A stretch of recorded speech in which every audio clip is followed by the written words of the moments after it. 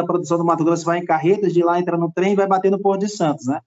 E aí fez uma concessão para ligar ali o norte do Mato Grosso, apesar que são vários polos de produção de soja, porque o Mato Grosso tem uma meta, que é dobrar a produção nos próximos 10 anos.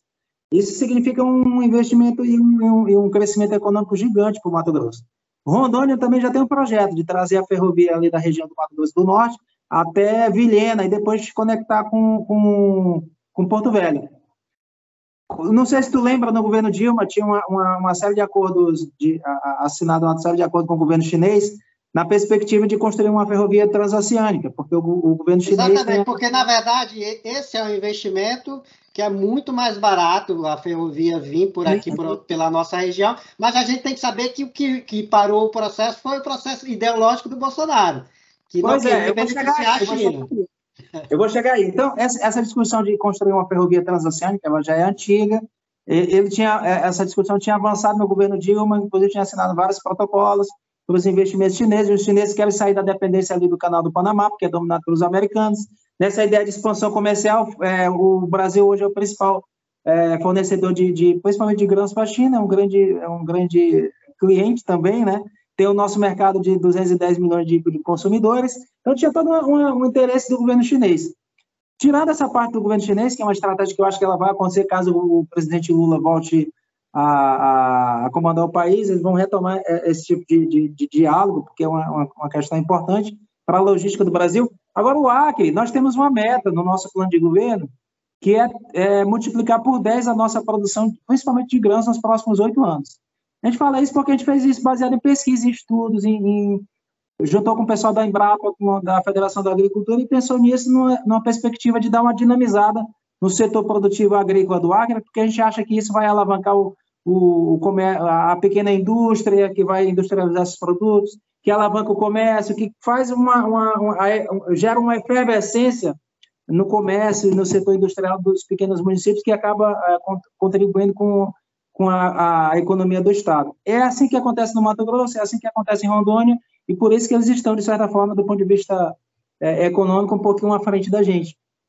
Então, com essa perspectiva de crescimento da nossa produção, a gente acha que a BR-364, que é a nossa principal via de exportação, de trânsito de veículos hoje no Estado, ela foi construída naquelas bases que a gente já sabe, tem um problema estrutural, e a gente está vendo aí a BR sucateada, bilhões e bilhões de reais sendo gastados. Nós entendemos que uma carga mais intensa de carretas, tirando do Acre essa produção nessa perspectiva, ia nos custar construir uma BR nova a cada 2, 3 anos. Então, a gente quer tirar um pouco da carga da BR, aos poucos, na medida que a gente vai crescendo, e fazer uma discussão de uma concessão dessa ferrovia para a iniciativa privada também, tentar vender essa ideia para fora do Estado.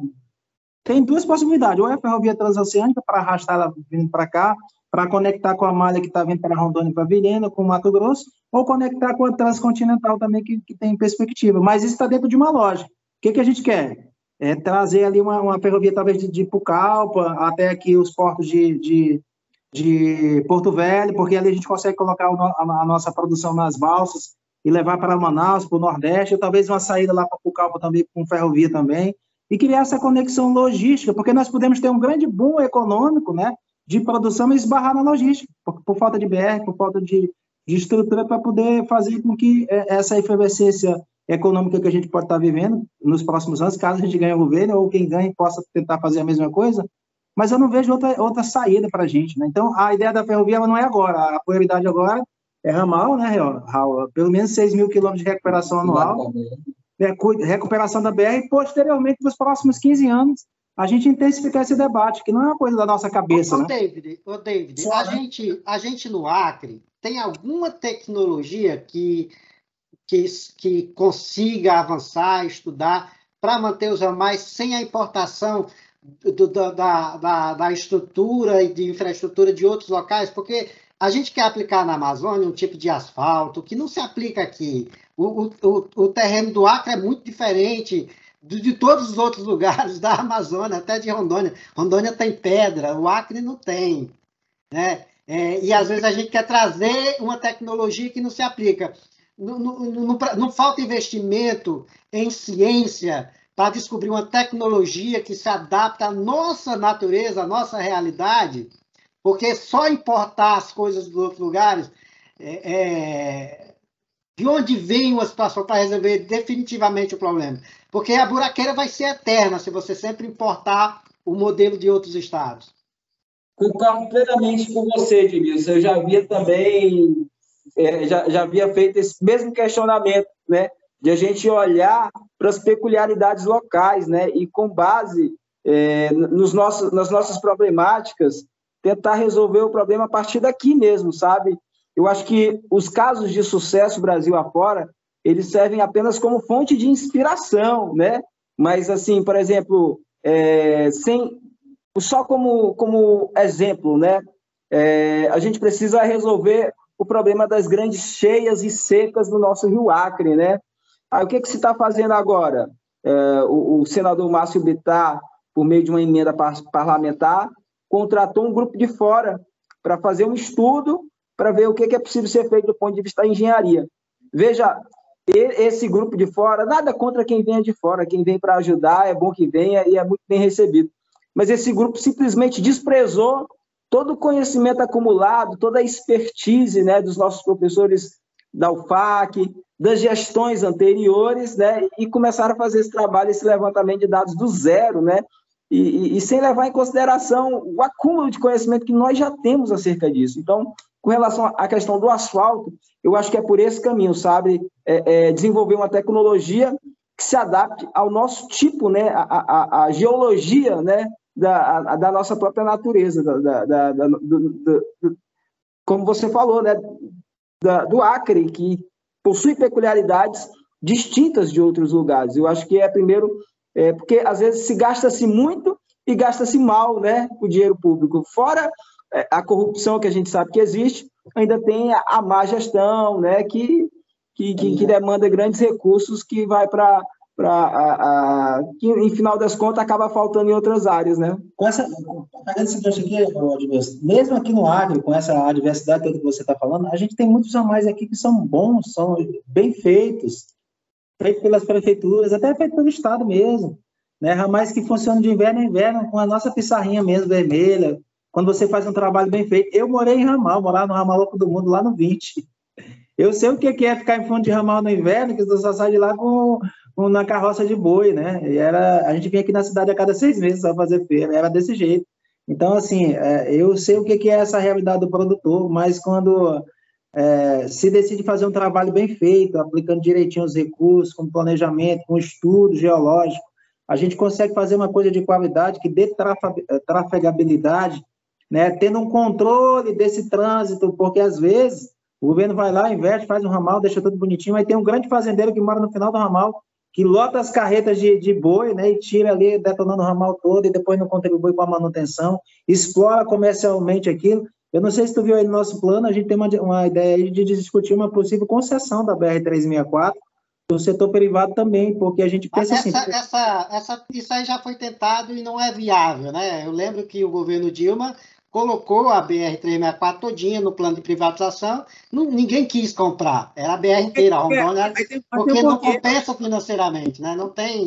Não, né? Hoje não, mas se o Acre estiver aumentando a sua produção 21 vezes aí, todo mundo vai querer, porque vai ter trânsito, né?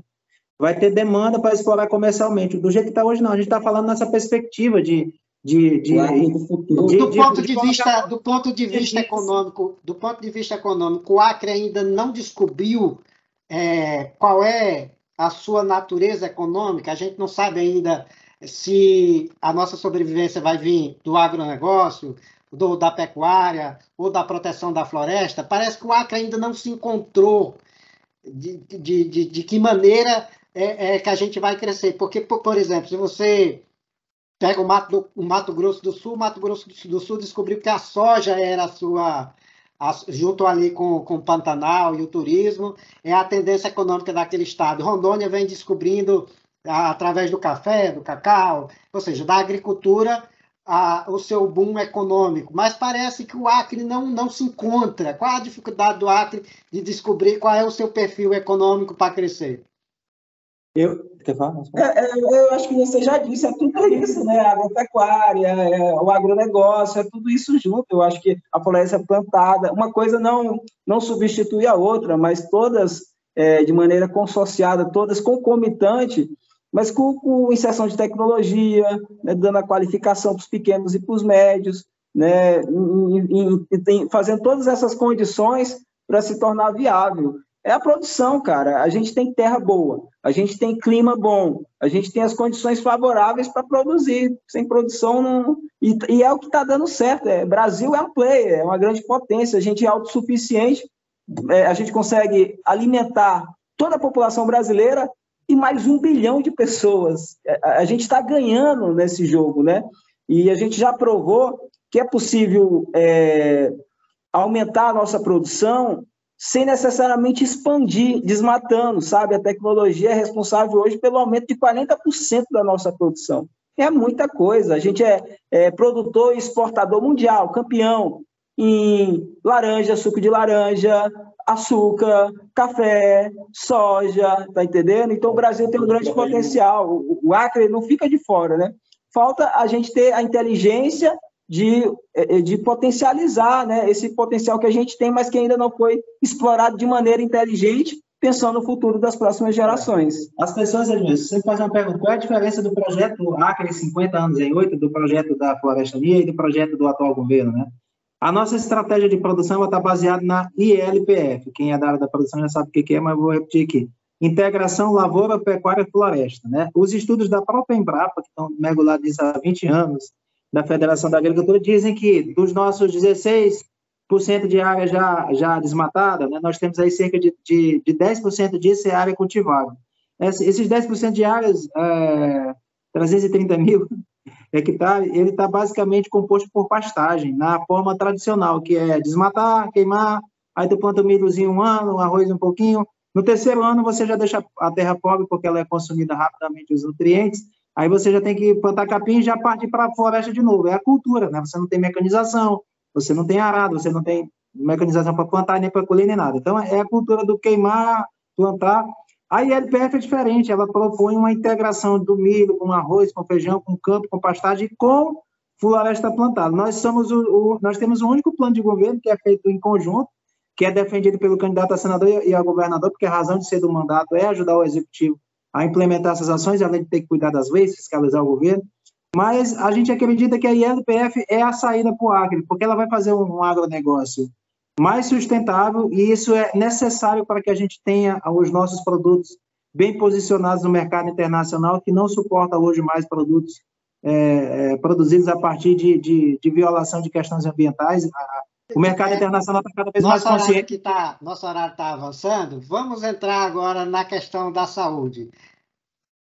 O problema de saúde no Acre e no Brasil, o SUS é adequado ou é ideal a gente colocar o modelo da Bolívia, em que as pessoas, mesmo as carentes, pagam por qualquer atendimento? Olha, depois da pandemia, ficou mais do que provado e comprovado que o SUS é a melhor ferramenta que nós dispomos para resolver os problemas da saúde pública no nosso país, né? Então, a grande saída é fortalecer esse instrumento, essa ferramenta poderosíssima, né? Que apesar de todos os seus percalços, e grande parte disso é em relação ao seu financiamento, que está sendo subfinanciado, perdeu um aporte significativo, houve uma diminuição dos investimentos, né? Mas é fortalecer o SUS, sim. E falando em políticas públicas para a área da saúde, né, o que a gente está focando é aquilo que dá certo, né? Veja o nosso país, né, pela sua contingência de ser um país latino-americano, nós estamos vivendo aí um momento de transição epidemiológica, né? Estamos diminuindo a quantidade de doenças, de mortes infecto-contagiosas, e aumentando mais outros tipos de doenças, né? Só que o Brasil ele tem uma tríplice carga de doenças, né? Que são as doenças infecto-contagiosas, e a gente está, no nosso plano de governo, combatendo isso por meio da infraestrutura adequada. A gente sabe que saneamento básico é competência dos municípios, mas a gente prevê o auxílio ao município para poder ter água tratada. Poxa, quem mora no Acre sabe que, veja, só Rio Branco tem saneamento básico e não tem nem 100%, né? Então, o que lota a fila nas UPAs, nos hospitais, boa parte é em razão das doenças infecto-contagiosas, né? Que são advindas justamente do esgoto a céu aberto, né, da água contaminada. Então, a gente tem que ir na raiz do problema. Às vezes, os nossos prefeitos não fazem obras nesse sentido, porque é debaixo do solo, não dá visibilidade, e no pensamento, na ideia de jirico deles, não se traduz em votos, né? A gente não está preocupado em fazer marketing, propaganda do governo, a gente está preocupado em realmente, de fato, solucionar os grandes problemas da saúde. E se a gente ir na raiz do problema, que é o fortalecimento da atenção primária, né, a saúde da família, a gente vai conseguir resultados positivos para que a doença ou não ocorra ou que ela não se agrave, lotando aí os hospitais ou chegando àquilo que dá mais gasto, né, despesa para o Estado, que são as doenças de alta complexidade, né, o secundário e terciário. O David e Dimas, vocês acham que o Acre ficou mais corrupto nos últimos 4 anos, tendo em vista as inúmeras operações da Polícia Federal no Estado? Ou está muito parecido com a época do PT, que também a gente lembra que vinha algumas operações da Polícia Federal? Essas operações que tem tido nos últimos anos, significa dizer que aumentou a corrupção ou está a mesma coisa? Eu acho que as instituições elas estão funcionando, pelo menos eu quero acreditar que sim, né? Agora o governo peca, né? Assim, por exemplo, o site de transparência está desatualizado, né? Eu acho que são mecanismos, né, da esfera governamental que ele mesmo deveria ser responsável por zelar pela gestão transparente, democrática. Infelizmente, na prática, isso não está acontecendo. Se um cidadão comum, como eu, como você, quiser ter acesso aos gastos, né, orçamentários do nosso Estado, né, a gente não tem acesso a essas informações porque elas não estão disponíveis. Então, do ponto de vista da transparência, o Acre retrocedeu. E sem transparência, isso dá brecha para a corrupção. Eu acho, Edmilson, que é isso que o David está falando. A falta de transparência ela é um grande indicador de corrupção, né? A gente viu operações na Secretaria de Educação aqui, inúmeras, né? E agora a Operação Ptolomeu. Nós vimos aqui no Acre uma situação que foi um grupo de Manaus, né, amiguinhos do atual governador, vindo para cá, ocupando as nossas secretarias de licitações, né? E boa parte das licitações, principalmente de grandes investimentos, sendo vencidos por um único estado, uma cidade, que é Manaus. Ou seja, há indicadores suficientes para a gente entender que há um direcionamento nessas licitações e muitas vezes eles fazem isso de forma legal, entre aspas, nem sempre o que é legal é moral, né? Tornando as nossas empresas aqui, principalmente as pequenas, reféns dessas grandes empresas, dessas grandes construtoras, apesar do governo ter feito quase obra nenhuma, né? Mas as poucas que foram feitas foram ganhas por grandes empresas de Manaus. Agora, vocês tocaram no ponto, porque assim, a maior crítica que o governador tem sofrido durante essas campanhas é a ausência de obra. O governador atribui a pandemia, mas em outros estados, o que se mais teve foi obras durante a pandemia, porque o setor de construção civil não parou, né, continuou, foi igual à saúde, igual à segurança pública, não havia restrições, e foi uma das alternativas de manter também a economia girando, ou seja, construindo, até porque a pandemia, para quem lembra direitinho, o importante era manter o distanciamento social. Então, era possível, mesmo você construindo uma obra, você manter o pedreiro longe do servente, você criar estruturas ali de segurança durante a pandemia e trabalhar. E houve vários estados que tocaram obra para frente, continuaram construindo. E essa é a maior crítica ao governo do Acre, não houve as obras. Eu lembro que o próprio governador, ele mesmo, disse qual foi o problema. Ele disse que não tinha equipe para elaborar os projetos. Será que foi esse o gargalo do governador? Na verdade, o começo de tudo é que o Glácio não tinha um projeto para o governo, né? Não tendo um projeto para o governo, não tendo referências das políticas públicas, ele não soube montar uma equipe, né? Porque ele não conhecia as secretarias, ele não conhecia as demandas, e ele foi fazendo isso de forma aleatória, e aí foi aquela confusão toda que a gente viu. A maior parte do grupo político que o ajudou a chegar ao Palácio Rio Branco foi esfacelada, brigando, secretarias tendo 4, 5 secretários mudando em pouco espaço de tempo. Significa dizer que o governador, diferentemente da gente, que tem um projeto chamado Acre 50 anos que está sendo construída há pelo menos mais de 4 anos, que a gente vai em outros estados, que a gente estuda a história do Acre, as políticas que foram implementadas em outros governos, que vai em outros estados pegar experiências positivas, aprender com os erros dos outros também, para a gente não cometer aqui. O Gladson não fez isso. O Gladson era um carinha lá da família do filho de papai. Eu não gosto nem de usar esse termo, né, porque eu acho pejorativo para desrespeitar o governador, mas ele era um filho lá de uma família rica, tradicional, que fez lá o curso dele, que não cuidava nem das famílias, das empresas da família dele. Agora, Dimas e David, o que percebe, o que o povo diz, a gente conversa com as pessoas, é a empatia que o governador teve com a população durante a pandemia. Ou seja, quando a gente conversa com as pessoas, olha, ele não copiou o louco do Bolsonaro, ele fez o contrário do Bolsonaro. Enquanto o Bolsonaro tentava renegar e até incentivar a não vacina, incentivar as pessoas a ir para a rua, se contaminar, e muita gente morreu por incentivo do presidente da República, você teve, até a oposição reconhecia o papel do governador Gladson em liderar durante a pandemia, não ser negacionista na pandemia, e me parece que ele está colhendo esses frutos. E aí eu pergunto, vai ter segundo turno ou parece que o governador liquida mesmo agora domingo? Eu acho que o que ele fez, eu vi o Gladson fazendo uma coisa, eu vi ele indo lá com Dória, né, conversando com Dória, que foi o primeiro cara que começou a articular a vacina, mas fazia o jogo duplo, né? Não ficava contra o Bolsonaro e tentava ficar fazendo aquela média, né? E depois eu vi o Gladson indo no aeroporto receber um isopor com as vacinas e tirar umas fotos. Foi só isso que ele fez. O que foi que o Gladson fez a mais do que isso? Eu não vi. Eu vi o recurso vindo do governo federal sendo mal aplicado, eu vi ele fechando o hospital antes da hora, eu vi um caos.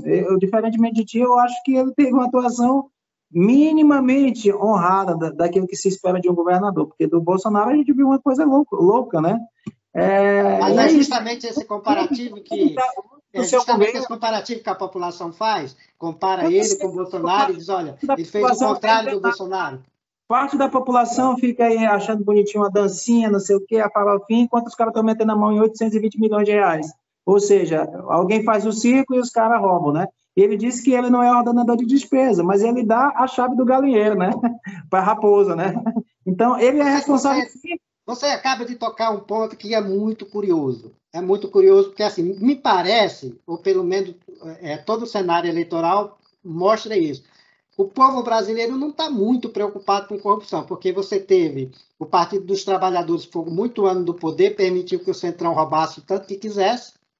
Aí você tem o governo Bolsonaro, que tem um esquema de corrupção muito maior do que o do PT, porque as pessoas não estão vendo a apuração agora, mas porque ela vai acontecer depois. Basta lembrar que o estouro de corrupção do governo Lula aconteceu muito tempo depois, ele não era mais presidente quando aconteceu. Então as pessoas tentam comparar a corrupção do Bolsonaro com a corrupção do Lula, sem lembrar que tem o timing, né, que vai andar.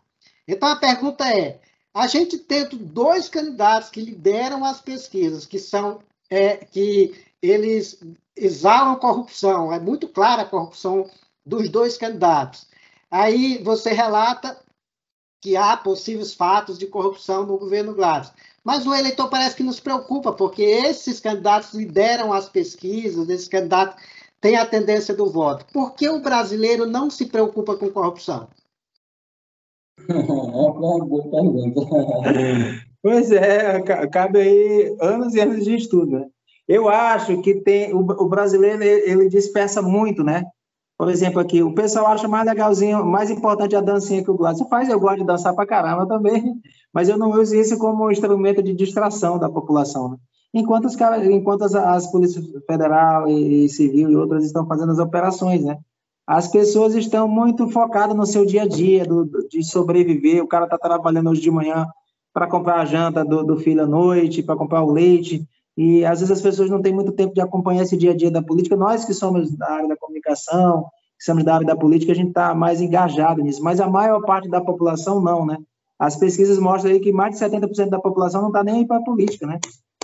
Então, essa despolitização da população, eu acho que no Acre é um pouco menos, em outros estados é mais ainda, faz com que a gente tenha esse tipo de coisa acontecendo, essa insensibilidade, essa letargia social frente a todas essas coisas que ocorrem no nosso país. Nós, nesse ano, por exemplo, a população quase que todo mundo é contra o fundão, né? Contra o fundão eleitoral. Mas aí o cara vai lá e reclama, sou contra o fundão, então, mas agora na eleição está votando em quem está gastando dinheiro do fundão. Está metendo a mão em 4, 5 milhões de reais para gastar. E os que vão ser eleitos são aqueles que têm a maior fatia do fundão, né? Não vota no Dimas, que não usa dinheiro do fundão, não vota no Raul e outros candidatos. Então, assim, é triste, mas a gente não vai perder a esperança, né? Nós vamos continuar. Eu acho que a nossa candidatura vai ter esse papel. A gente está denunciando muitas coisas, está mostrando a desproporcionalidade que é esse processo eleitoral, que não é uma eleição democrática, que tem interesse das grandes empresas de comunicação em não permitir que novos nomes surjam, que novas lideranças possam emergir para quebrar essas estruturas tradicionais da política. Eu acho que nós estamos cumprindo uma função social muito importante, independente do resultado que a gente tiver nessa eleição. Eu acho que é isso. O eleitor nos reconhece, né, sabe do nosso trabalho. Tem muita gente que aborda a gente na rua e diz, estou com vocês porque vocês estão fazendo uma coisa diferente.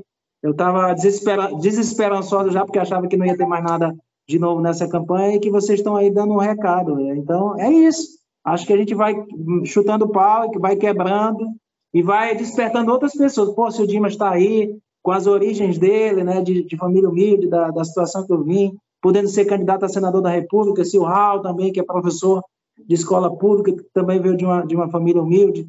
Outras pessoas também se espelham na gente, se referenciam na gente, e eu acho que é isso que a gente quer, criar esses pontos de referência nesse ambiente túrbido, né, que a gente vive aí na política local e nacional.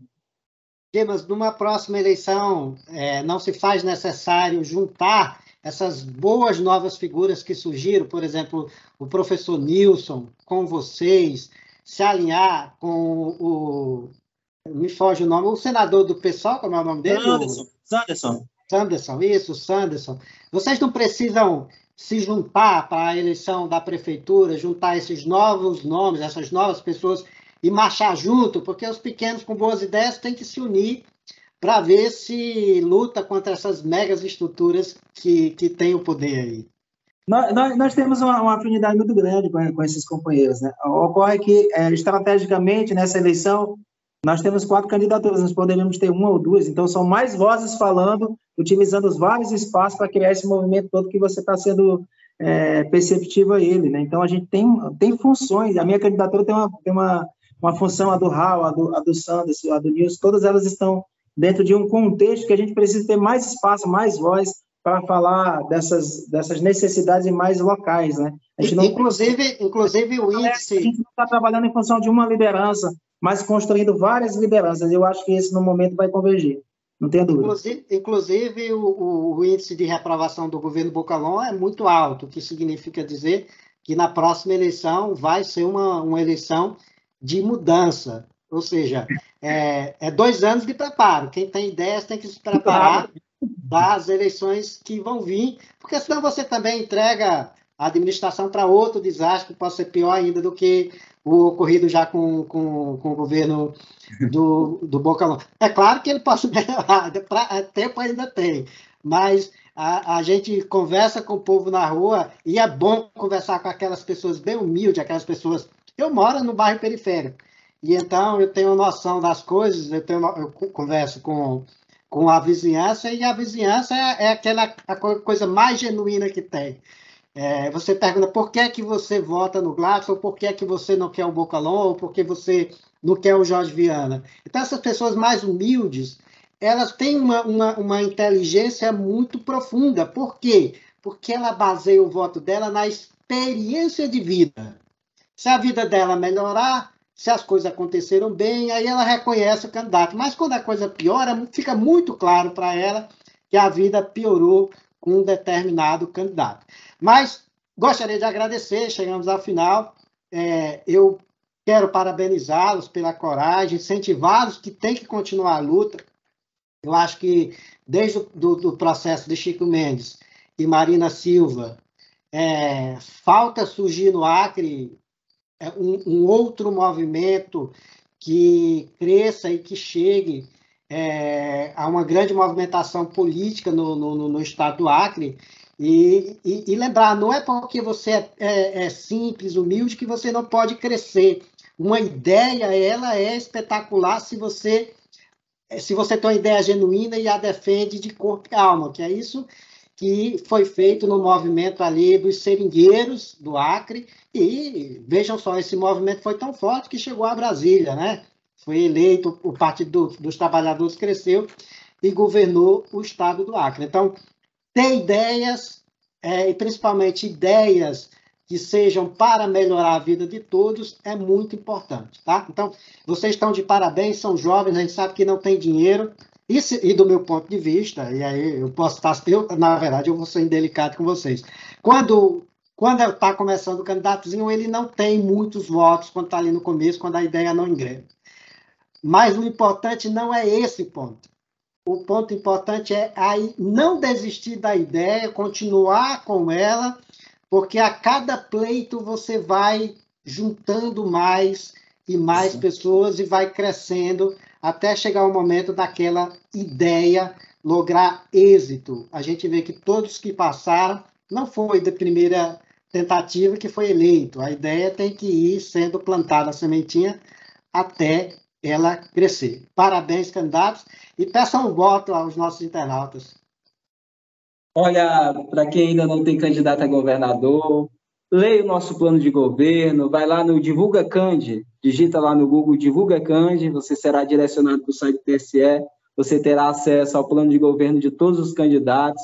Eu peço que você, internauta, você que vai assistir esse vídeo, né, você que já tem uma certa formação, tem um pouco mais de conhecimento, de informação, você faça esse exercício, é importante para a nossa democracia, né? Um voto consciente, um voto qualificado. Eu sempre digo, eu sei que o que ganha é a quantidade, mas eu fico muito feliz quando eu vejo a qualidade do voto, sabe? Então, se você gostou das nossas propostas, se você se identificou com a nossa verdade, 36 para mudar. Vou passar a fala agora para o Dimas. É isso mesmo, eu queria agradecer ao Edmilson, né, que é um companheiro aí de longas datas, de lutas, e foi uma satisfação, é um papo inteligente, né, quando a gente encontra alguém que contribui para que a conversa flua, né, com as suas visões também, é muito rico.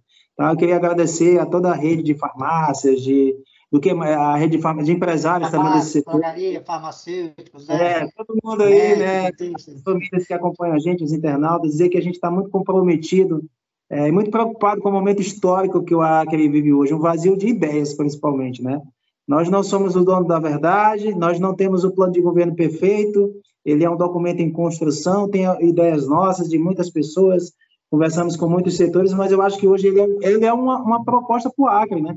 Aí eu peço para o pessoal comparar, vá lá, baixa o nosso plano de governo e compare com o do Jorge, com os outros candidatos, e vejam, principalmente, o que é que eles estão propondo para o setor econômico, né? Como é que eles estão pensando em dinamizar a nossa economia.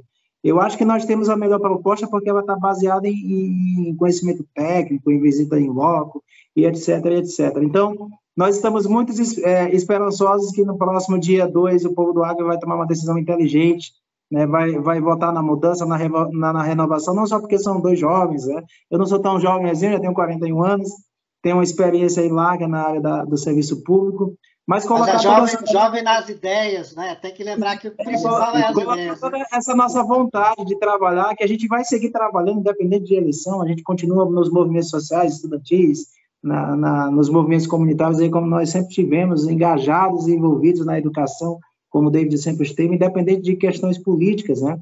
E convidar você que queira somar com a gente no Agir, venha para cá, porque a gente precisa de ideias. Você, Edmilson, você que está assistindo a gente, porque a gente precisa de gente para pensar o Acre, né? Infelizmente, o número de pessoas que estão fazendo esse exercício hoje são poucas. É por isso que a gente vê pouca ideia, pouca proposta, pouca visão estratégica de desenvolvimento do Estado. É isso que a gente precisa, que os nossos acreanos possam nos ajudar para que o Acre vai ser transformado num Estado melhor, mais pungente, mais inclusivo, com os próprios acreanos. Não vai vir ninguém do Sudeste, do Nordeste, fazer um milagre econômico que muitos candidatos defendem aqui no Acre. Nós temos uma meta aí, só para finalizar, que é todo estudante já sair do ensino médio com pelo menos uma MEI montada, né? 80 mil novas empresas surgindo nos próximos 4, 5 anos. A gente acredita que se dessas 40 mil der certo contratar mais uma pessoa, já são 80 mil novas postos. Se contratar mais duas funcionando com a ajuda do governo, nas incubadoras, a gente tem 120 novos postos de trabalho na nossa economia girando, criando negócio na área de tecnologia, etc. Dimas, deixa o número, senão você vai acabar esquecendo o número. É isso. Então, eu queria pedir voto aqui, só para finalizar. Pedir voto. Meu número é o mais fácil de todos, é só lembrar da BR, a principal BR do Acre, que liga o Acre ao Brasil, ao Brasil do Sul, 364, né? 36 para governador, se você puder escolher um dos nossos deputados estadual, no 36, votando na legenda, ou escolher um candidato específico e federal. E é isso, muito obrigado, fiquem em paz, acreditem no Acre, não vamos desistir do nosso estado amado, tá bom? Obrigado, gente. Sucesso e mais uma vez, parabéns. Até a próxima. Valeu, Edmilson. Até mais.